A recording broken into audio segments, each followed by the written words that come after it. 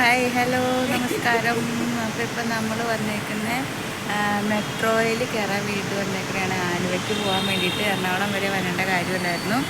അപ്പോൾ അതിന് വേണ്ടിയിട്ടാണ് ഞാനുണ്ടതേ എൻ്റെ കൂട്ടുകാരി ചേച്ചിയുണ്ട്. ഹൈ പറഞ്ഞേ, ഹൈ പറ.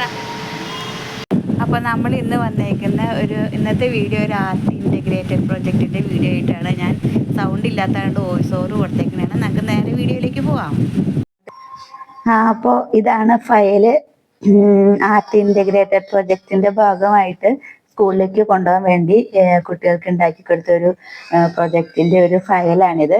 അപ്പം ഇതാണ് ഫസ്റ്റ് ഇതിൻ്റെ ഫ്രണ്ട് പേജ് വരുന്നത്. നമുക്കിത് ഇതിൻ്റെ ഉള്ളിൽ എന്നാന്ന് നോക്കാം. First introduction. ഇത് ഇങ്ങനെ പിടിച്ചു വലിച്ചിട്ടുണ്ടെങ്കിൽ നമ്മുടെ ആർട്ട് ഇൻ്റഗ്രേറ്റഡ് പ്രൊജക്റ്റ് എന്ന് പറഞ്ഞൊരു സംഭവമാണ് ചെയ്തു വെച്ചിരുന്നത്. കണ്ടോ, ഇത് മൊത്തം ഇതിങ്ങനെ പുറത്തേക്ക് ഇങ്ങനെ വലിച്ചെടുക്കാവുന്നതാണ്. ഇത് കഴിഞ്ഞിട്ട് നമുക്കിത് തിരിച്ച് അങ്ങോട്ട് തന്നെ വെക്കാം. നമുക്കിത് തിരിച്ച് അങ്ങോട്ട് തന്നെ വെക്കാം.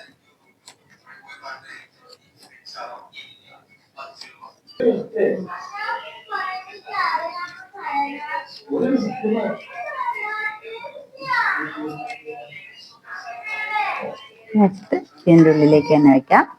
ഇനി നെക്സ്റ്റ് പേജ് വന്നിട്ട് ഇതാണ്. ഇംഗ്ലീഷിലാണ് ഇവർക്ക് പ്രൊജക്റ്റ് വന്നേക്കണേ. ഛത്തീസ്ഗഡിലെയും കേരളത്തിലെയും എന്താണ് റൂളേഴ്സിന്റെ ഒരു സംഭവമാണ് ചെയ്യാൻ പറഞ്ഞിരുന്നത്.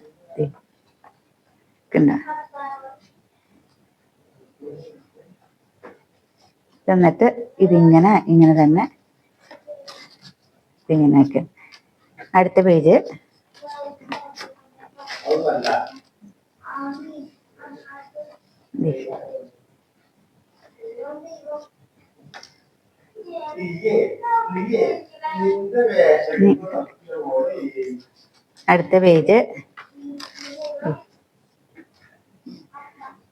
ഇനി അടുത്ത പേജ് വന്നിട്ട്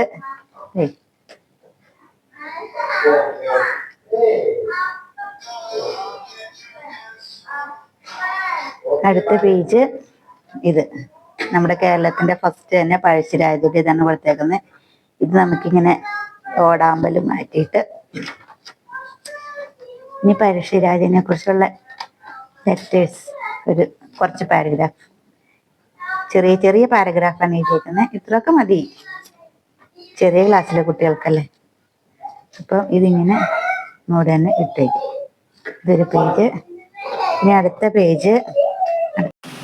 അടുത്തത് എഴുതിയേക്കുന്നത് കേരളത്തിൻ്റെ ശ്രീ ചിത്തിര തിരുനാൾ ബാലരാമവർമ്മ അദ്ദേഹത്തിനെ കുറിച്ചാണ് എഴുതിയേക്കുന്നത്. അപ്പോൾ നമുക്ക് എന്ത് എഴുതിയേക്കണേന്ന് നോക്കാം. എഴുതിയേക്കണമെന്ന് നോക്കുന്നതിന് അതിൻ്റെ അതിനെക്കുറിച്ചുള്ളൊരു ഇൻട്രൊഡക്ഷൻ പോലെ അദ്ദേഹം ചെയ്ത കാര്യങ്ങൾ, അങ്ങനത്തെ ജനനം, അങ്ങനത്തെ കുറച്ച് ഇൻട്രോ പോലെ എഴുതിയേക്കണതാണ് ഈ കാണിച്ചേക്കുന്നത്. അപ്പോൾ കൊച്ചു കുട്ടികൾക്കല്ലേ ഇതൊക്കെ മതിയാവും. അപ്പോൾ നമുക്ക് അദ്ദേഹത്തെക്കുറിച്ചുള്ള കുറച്ച് കാര്യങ്ങൾ എഴുതിയിട്ടുണ്ട്. എല്ലാവരുടെയും പടങ്ങൾ പൊട്ടിക്കണം കേട്ടോ. ഇനി നമുക്ക് അതുപോലെ തന്നെ കെട്ടി വയ്ക്കാം. ഇനിയിപ്പോൾ കെട്ടി വെച്ചിട്ട് ഇനിയിപ്പോൾ അടുത്തത് ആരുടെ വന്നേക്കണേന്ന് നമുക്ക് നോക്കാം. പേജ് വന്നിട്ട് ഇത് ഛത്തീസ്ഗഡിലെ സംഭവമാണ്.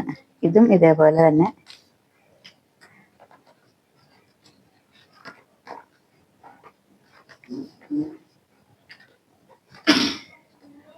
ഉണ്ട്.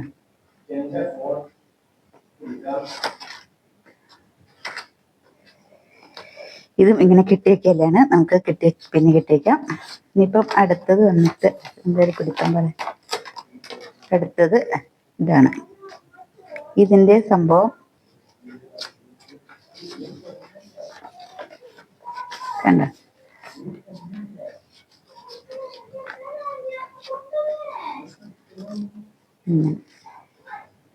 ഇനി അടുത്ത പേജ് ഇത്രേ ഉള്ളൂ. ഇത് 4 പേരുടെ പേര് എഴുതിയാൽ മതി.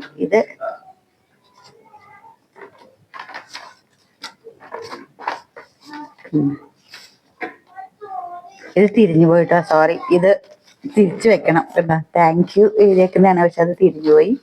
ഇനിയിപ്പോൾ അത് തിരിച്ച് ഒന്നും കൂടെ ഒട്ടിച്ചു കൊടുക്കണം.